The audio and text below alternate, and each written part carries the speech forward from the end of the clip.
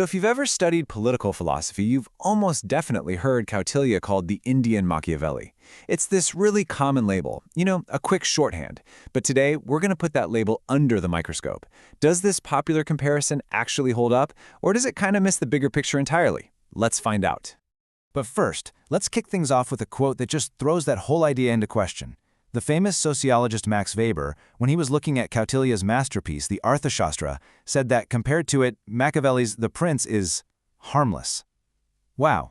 Now that is a provocative statement, right? It immediately tells you there's a much deeper, way more complex story here than just a simple one-to-one comparison. Okay, so to get to the bottom of all this, here's how we're going to break it down. We'll start with the label itself, then we'll dive into the worlds these two men actually lived in. We're going to compare their visions for the state, their takes on morality, and the very scope of their work, before we reach our final verdict on whether we're talking about sunlight or just candlelight.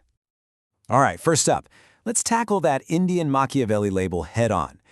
This comparison really took off after the Arthashastra was translated into English way back in 1915. But the real question is it a fair or even a useful way to understand these two massive figures? To really get these two thinkers, we absolutely have to understand their worlds. I mean, you can't separate a philosophy from the context it was born in, right? And as we're about to see, when it comes to Kautilya and Machiavelli, context really is everything. So what's absolutely striking here is the sheer scale of the time difference. We're talking about Kautilya writing in the 3rd century BC, helping to build the giant Mauryan Empire in India. And then Machiavelli comes along nearly 1,800 years later, during the super turbulent Italian Renaissance. Their challenges, their societies, their entire worldviews, they were just fundamentally different. And this, right here, illustrates the huge difference in their personal goals. Kautilya's motivation was massive. It was grand-scale nation-building. He had this incredible vision for a stable, prosperous empire. Machiavelli, on the other hand, well, his motive was a lot more personal. He'd just been exiled from political life in Florence, so he wrote The Prince pretty much as part of a job application to the new ruling family, the Medici. It's kind of crazy when you think about it. One was building a nation, the other was just looking for a job. And that massive difference in motivation leads us directly to the absolute core of their political philosophies. It brings us to their vision for the state and the big question: who, fundamentally, is the government supposed to be for? This table just lays it out so clearly. Kautilya's entire approach was people-centric. The end goal of the state, for him, was the welfare, the prosperity, and the happiness of its people, period. Machiavelli's approach? Prince-centric.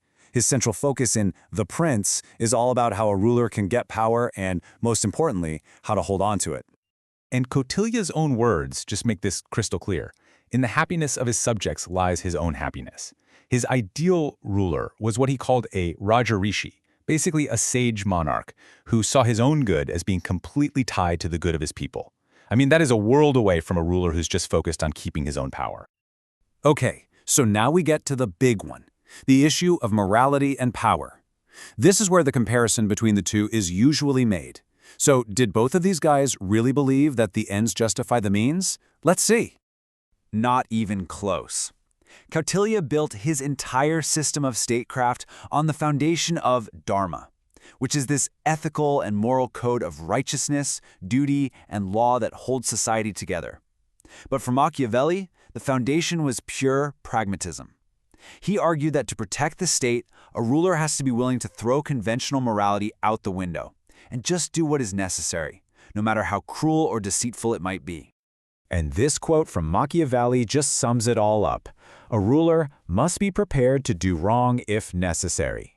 He explicitly advises that to hold power, a prince might have to be uncharitable, inhumane, and irreligious. Kautilya, on the other hand, believed a wicked prince who hated Dharma should never even be allowed on the throne in the first place.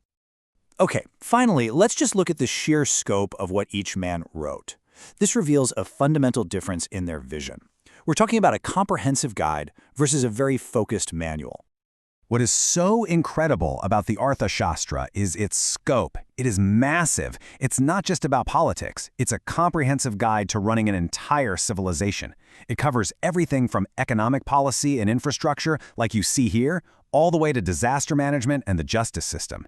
It is literally a holistic blueprint for a well-functioning society.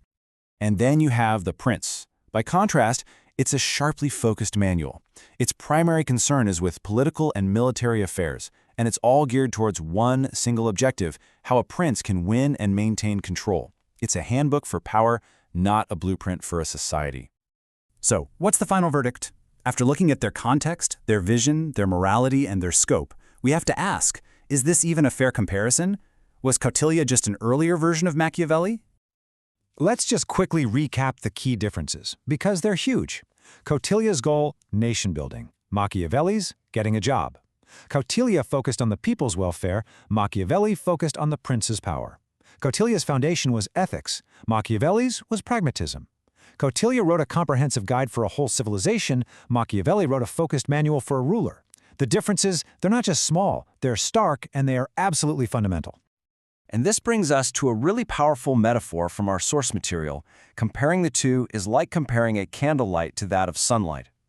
The candlelight, the prince, it's focused, it's intense, and it's useful for finding your way in a dark room.